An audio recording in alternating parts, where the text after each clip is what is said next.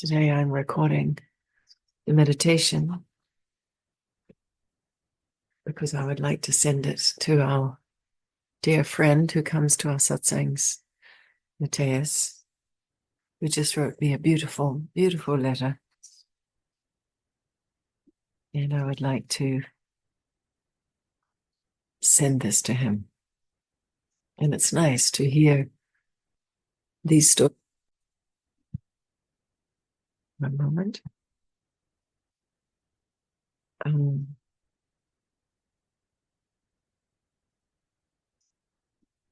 Because this is a way we come to understand a very deep, deep journey to peace and to silence. It is not like any other pursuit in the world. It is of achievement.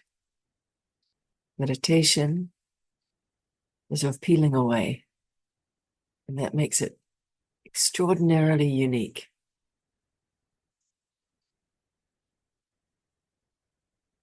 So I'd like to read the story. It may take a little time. We have 1 hour together, so we'll have time to listen and then time to be silent. It is about a king, which is very often the story in these ancient wisdom teachings.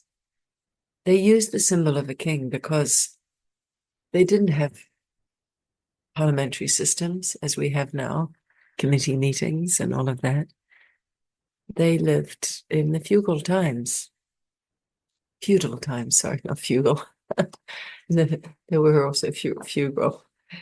In the feudal times where the monarchy was the ruler. But why they used the example of the kings, occasionally a queen, but they meant a person who was a ruler, is because it is addressing the human being that has everything, has it so-called achieved everything, and yet still remains unhappy, dissatisfied, fearful, worried, agitated. So the king was the position that they could imagine. You don't really have to work, so you don't fill your day from morning till night as it would have been for those who had to work back in thousands of years ago. Your whole day would have just been focused on working, plowing the fields, trying to sell your goods, manage your house, and just work, work, work. So it was the symbol of one who was not consumed with work. Of course, there was the work of the duties of the kingdom,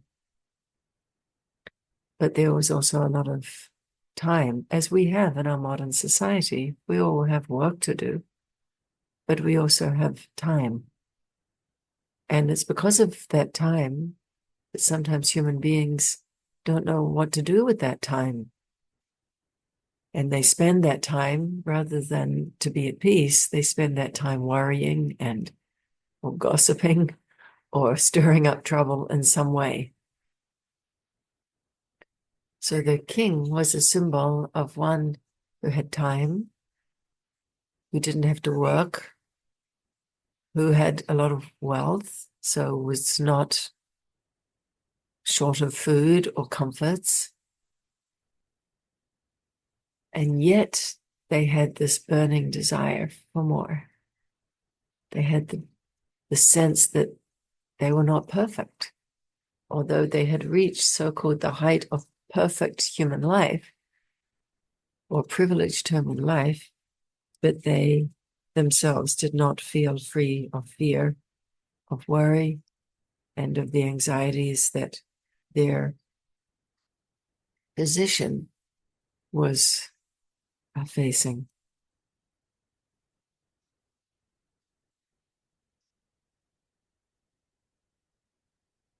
So it first talks about the king. I'm going to skip ahead in the story. It first talks about the king, that he was of good nature.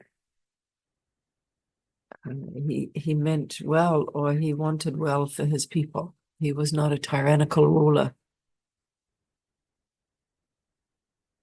So this is this king. His name is Bhagirat. Strange name for us to hear, Bhagirat. And his guru was Trital. So I will skip ahead to here.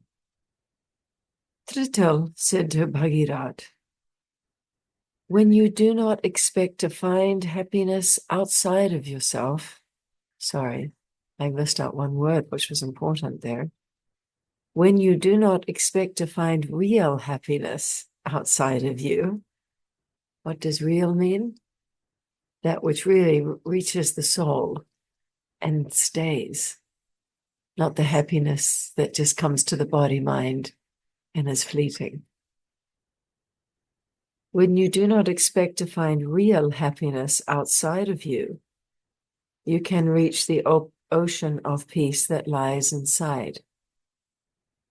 If you stop chasing happiness and dwell within, the mind settles down and the door to peace and contentment opens by itself. Now, we may not recognize the ways that we chase happiness because we're not all teenagers anymore. But we are chasing something, even if it's an idea of a well place or a peaceful place. It is a chase for it. When I am not like this, or when I don't have this problem, or I don't have this situation, when this relationship with this friend improves, then I will find happiness. This is the chase. It is very subtle how we chase it. So yeah, we're not teenagers running out in the evening to chasing parties to feel happiness, but we are chasing happiness in terms of our ideas of what is happiness.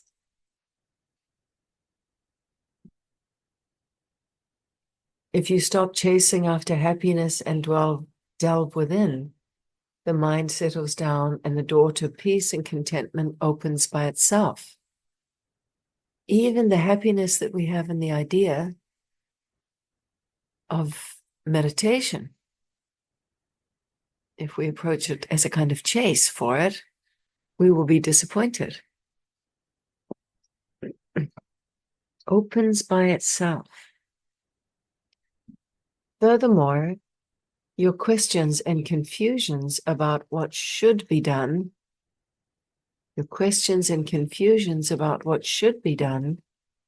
subside into clarity of mind. Those with knowledge of inner truth recognize it as that which knows, or the knower. Inner truth is a recognition of yourself as the knower. The spiritual quest is generally searching for an entity that is all-knowing and is the creator of all that there is. It is the logical and natural query, since no one knows the source of creation.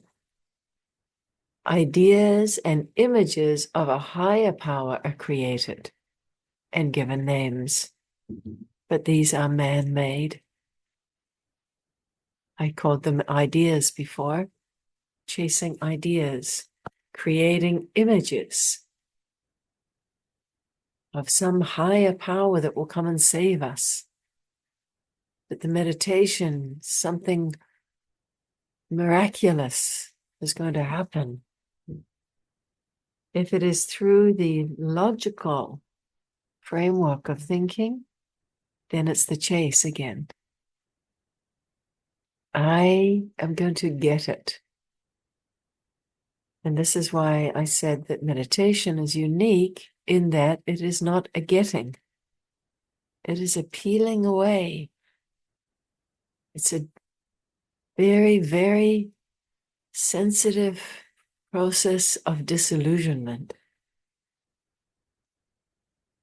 And I'm speaking to those who can hear that, who are mature enough to hear that. in a larger group with people maybe who are younger or who I'm not so familiar with, it's difficult to say that because people don't want disillusionment. They want happiness. They want to meditate so everything becomes good and everything works out according to their idea. And it is our ideas that are getting disillusioned. Does not mean that there isn't happiness. There is real happiness in terms of peacefulness, contentment, clarity. But we have to see where that chasing, even if it's the chasing using meditation. Oh, I haven't reached there yet. Ideas and images of a higher power are created and given names. But these are man-made. For example, we know so well the word God. An idea of a higher all-knowing power. Given a name, a form, a whole ideology around it. And no one can say, I am God. So we say, okay, say knower. I am the knower. Little easier to say, right? Because it hasn't become such a massive image. It isn't known. Sorry, going back. It is man-made. The source of everything, which is the knower, from knower, all is known. From seer, all is seen. So it says here, the source of everything is unseen. So how is it known? It isn't known, but the answer is there for human beings who question and go beyond what is seen. And I would add, and known. What is known is how we feel, how we feel in our body, how we feel in our mood, how we feel in our mind. Feelings and stories. We have to go beyond what is known and seen. Seen is in the obvious. What is behind that which is seen is the knower of all that is known. The knower witnesses all creation and does not change. Human beings have the rare opportunity to realize the knower. So don't ever belittle yourself as if meditation is not working for you or haven't arrived at a state of peace yet. Maybe it has taken incarnations to get here, where we are. How is it that we had a sense that meditation was to take us to something very deep and something very real? The knower witnesses all creation and does not change. And we have the rare opportunity to realize the knower. The highest truth, which means to know yourself as the knower, as God. The highest truth is never far for the sincere seeker. And all of you are very sincere seekers. The highest truth, to know yourself as the knower, is never far for the sincere seeker. But as you yourself observed so astutely, people get trapped in the forest of their personal hopes and desires. We have to check these. We have to tune in and confront them. And it's not easy sometimes. Sometimes that confrontation is painful even. That's why I said this satsang is for mature people, not for everyone. The highest truth is never far for the sincere seeker. But as you yourself observed so astutely, people get trapped in the forest of their personal hopes and desires. People get trapped in the forest of their personal hopes and desires. They suffer due to this, but think it is ridiculous when you tell them that peace and knowledge lie within. Bhagirat, the king, said, Guruji, you have told me before that I am the knower that is formless and free, but I have yet not found the stillness of mind and peace that is referred to as samadhi. Despite turning my attention inward and not running after all the temporary pleasures of the world, what is the reason for this? By what means can I reach samadhi? Are we not all that question? I've been doing this. I'm meditating. I understand that peace doesn't lie outwardly, but I'm still not arriving at samadhi.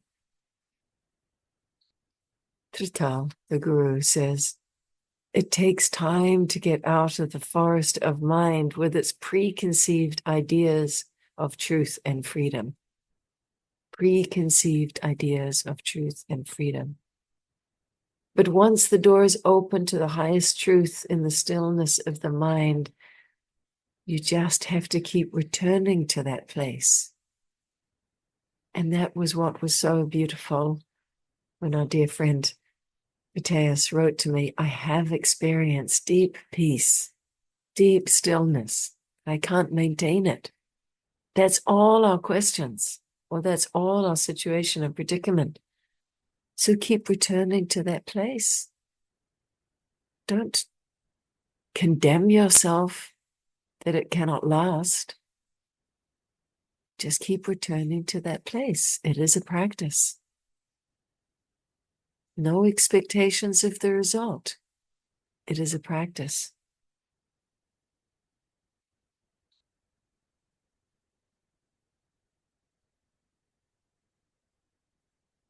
You have become impatient, but you should not give up. Keep giving importance to your meditation. Keep giving importance to your meditation as it is the stepping stone to stillness of the mind and settling the desires that keep a person in the kinetic field of activity, in the touching and the feeling, in the doing, kinetic, the physical, the energetic, always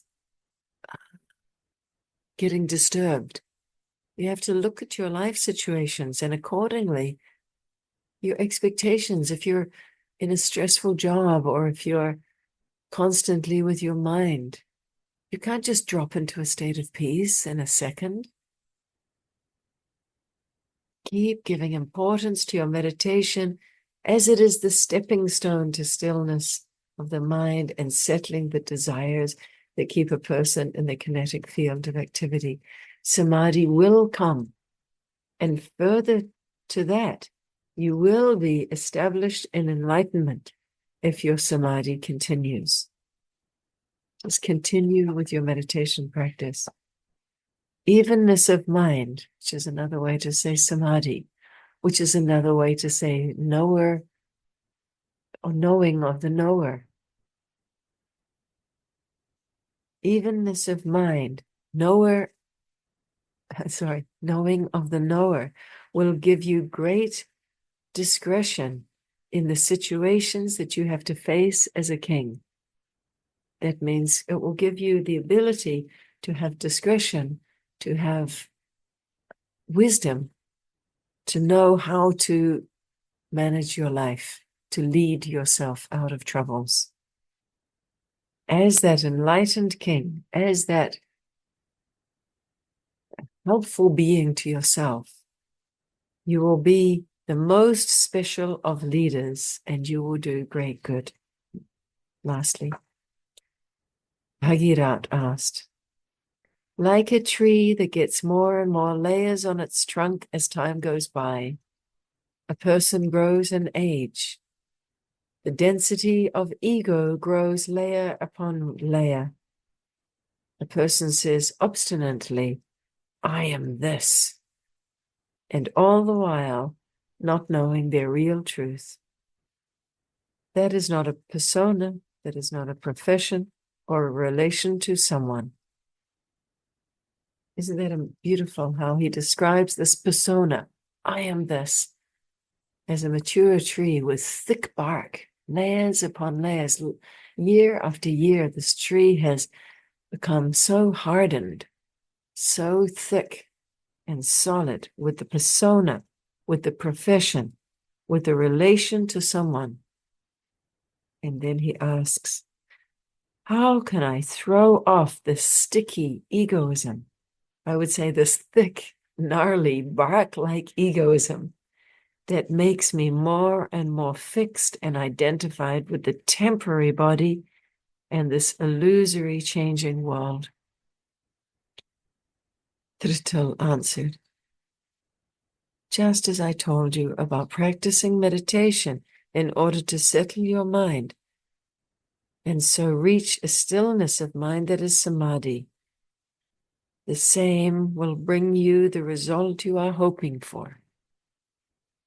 A person's arrogance and pride, as well as their feelings of smallness and inadequacy, and we have both those polarities are existing in every human being, arrogance and pride, and smallness and inadequacy, swinging from one pole to the other.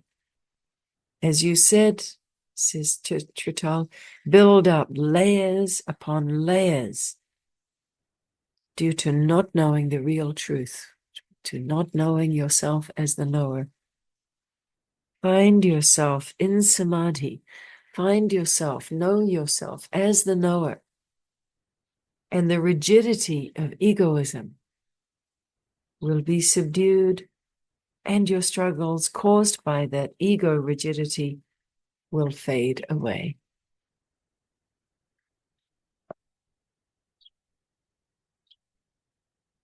This is why we meet,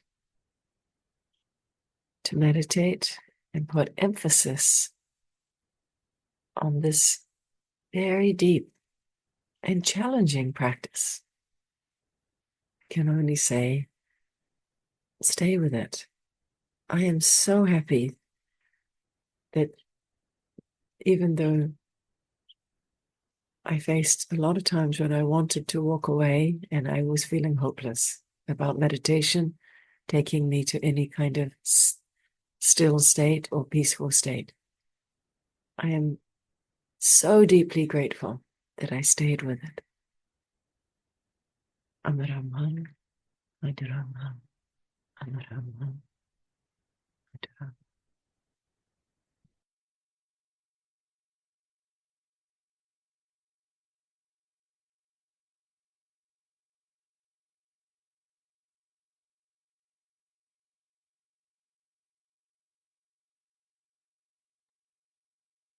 We should call this recording Hope for the Meditator, because this is what I wanted to convey. Have the steadfastness to stay with meditation. Through steadfast yogic practice, the limited identification of self ceases to exist, which means the divisive nature of human consciousness expands beyond its boundaries. Accomplished yogis, it's all of you, accomplished yogis, anyone who can sit for 1 hour, as we have in meditation, is accomplished. Don't underestimate how difficult it is to do that. Even to sit for 15 minutes by yourself is an accomplishment. Everything in our world is telling us, do, do, do. Accomplished yogis experience and know wholeness, as opposed to feeling incomplete in themselves. This is the liberation that every soul yearns for. Absence of divisiveness and being whole and complete is liberation. If a person remains always enwrapped in the outer world, they can never find the treasure within. One must continually take time to go to the depth of their consciousness to find the treasure that is not lost, but buried within. When a person's attention is focused on their world, becomes mostly confined to that situation or person. When the mind is settled in samadhi, the treasure of inner light and peace shines from within. The light comes from realization of the ultimate truth, which is ultimate unity consciousness. This state can be referred to as the pure mind, untainted by a divisive perspective of reality. Once a person's consciousness has been fully united with the whole, it will never again know itself to be separate, and that person will no longer suffer the chronic pain of the divisive mind. So, Ram, always be vigilant in your repetition of the yogic practices that lead you to samadhi, where your consciousness transcends the limitation of thought and comes to know its true nature.